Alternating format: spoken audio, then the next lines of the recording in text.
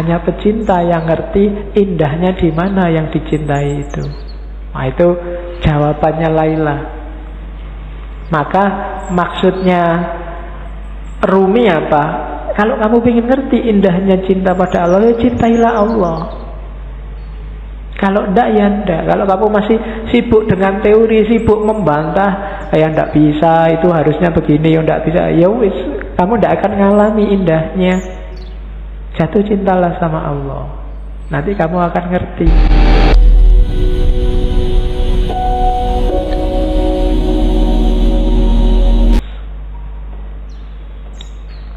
Ini ada kalimat bagus juga dari Masnawi. Satu ketika Khalifah, dalam ceritanya Laila Majnun ini, Khalifah ketemu Laila. Khalifah ini kaget begitu ketemu Laila. Ini Laila ini wajahnya cuma gini aja loh ya. Cakep banget juga enggak ya, perasaan biasa-biasa aja. Yang lebih cakep banyak dibandingkan Laila. Kok Qais al-Majnun, nama aslinya Majnunan Qais, bisa tergila-gila begitu ya? Terus dia tanya Laila, Khalifah ini tanya, Laila, Qais kok menjadi gila karena kamu? Tidak masuk akal. Apa sih yang dilihat dalam dirimu sehingga ia tergila-gila? Kamu kan bukan wanita yang sangat cantik. Banyak yang lain yang secantik kamu, bahkan melebihimu. Laila menjawab, yang dia lihat tidak terlihat olehmu karena kamu bukan Majnun. Ini yang saya maksud rasa. Jadi hanya Majnun yang ngerti keindahan Laila, hanya pecinta yang ngerti keindahan yang dicintai. Itu kadang-kadang kamu proteskan, ini loh ada anak cakep nih, pacari kok gini ya. Gitu kan, kamu eman-eman, padahal kamu iri mbok sama aku aja kan ngono. Tapi iki ono cakep pacare kok, waduh. Kamu kan enak. Loh enggak, itu kalau dia ditanya jawabannya kayak Laila ini. Karena engkau bukan dia, dia yang bisa melihat di mana keistimewaannya kok sampai jatuh cinta. Loh kalau orang pikirannya standar, semua yang cakep, semua menganggap cakep, yang jelek semua menganggap jelek, yo, yang jelek tidak akan laku. Hanya cakep saja yang laku. Tapi orang melihat yang dicintai dengan perspektifnya sendiri. Karena kamu bukan Majnun. Hanya pecinta yang ngerti indahnya di mana yang dicintai itu. Nah, itu jawabannya Laila. Maka maksudnya Rumi apa? Kalau kamu ingin ngerti indahnya cinta pada Allah, ya cintailah Allah. Kalau enggak, ya enggak. Kalau kamu masih sibuk dengan teori, sibuk membantah, ya enggak bisa, itu harusnya begini, ya enggak bisa, ya wis, kamu enggak akan ngalami indahnya. Jatuh cintalah sama Allah. Nanti kamu akan ngerti.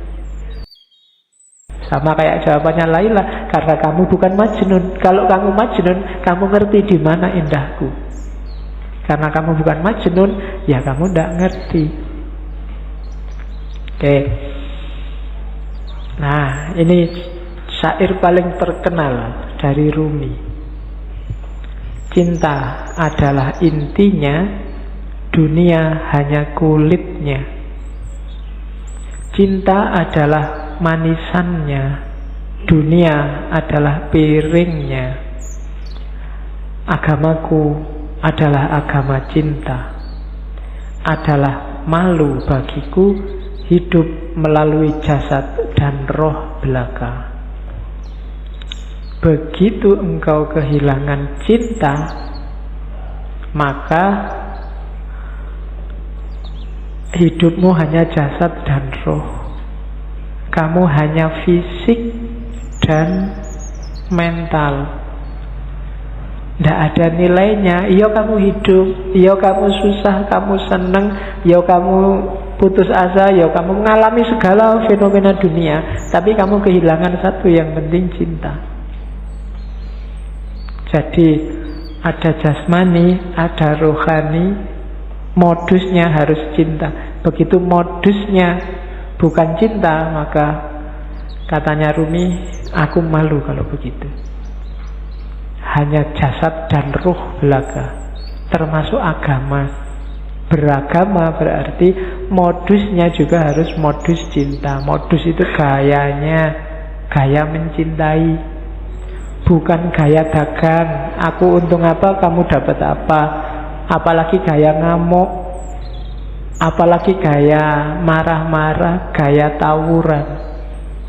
Nggak, agama gayanya harus gaya cinta. Gaya cinta itu ciri paling utama adalah tidak egois, tidak mikir senengnya sendiri, enaknya sendiri. Kalau masih aku, belum. Masih aku, kelompokku, aliranku, pikiranku, pendapatku, masih egois. Tidak bisa memahami yang lain.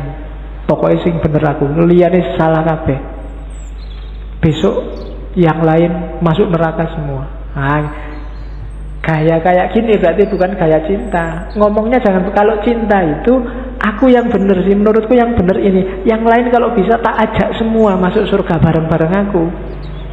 Bukan yang lain karena kamu banyak bid'ahnya kamu masuk neraka sekarang. Enggak begitu. Aku pingin aku dan kamu masuk surga. Ayo kita masuk surga bareng-bareng, menuju Allah bareng-bareng. Ini beragama gaya cinta, bukan beragama yang egois. Kalau beragama yang egois itu tinggal jasad dan ruhnya agama, kehilangan esensinya, kehilangan intinya. Kalimat ini saya sampaikan karena banyak yang jangan-jangan Rumi ini nggak suka syariat. Suka, cuma malam ini nggak saya tampilkan. Kapan-kapan kita ngomong bagaimana syariat dalam pandangannya Rumi. Kalimat itu saya ambil saja untuk tahu bahwa itu loh dasarnya Rumi. Aku hanyalah debu yang ingin selalu menempel pada telapak kaki Muhammad. Jadi yalah, semua yang diajarkan Rumi ya tetap dasarnya adalah cintanya dia pada Allah melalui Kanjeng Nabi.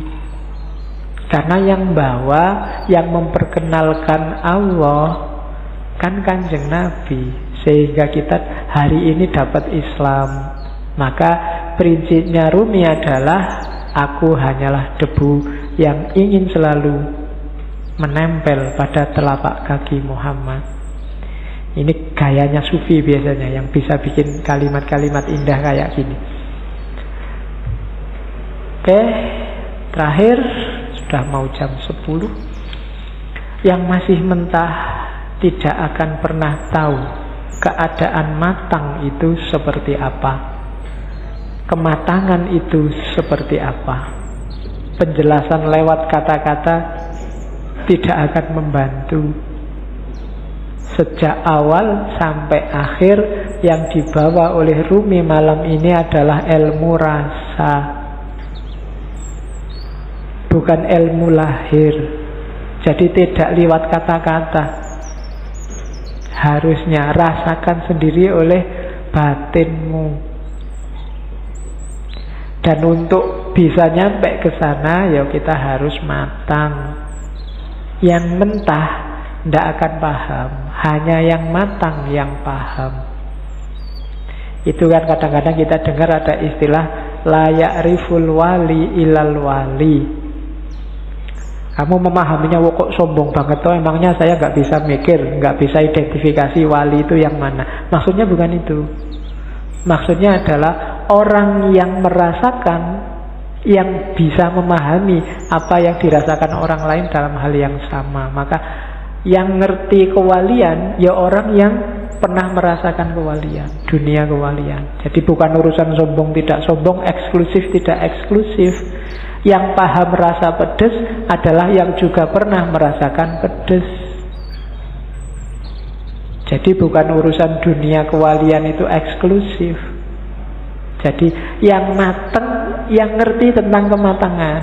Yang belum pernah mateng ya tidak ngerti. Ngertinya yang mentah-mentah, wong dia juga masih mentah. Hari ini banyak yang mentah marah-marah sama yang mateng.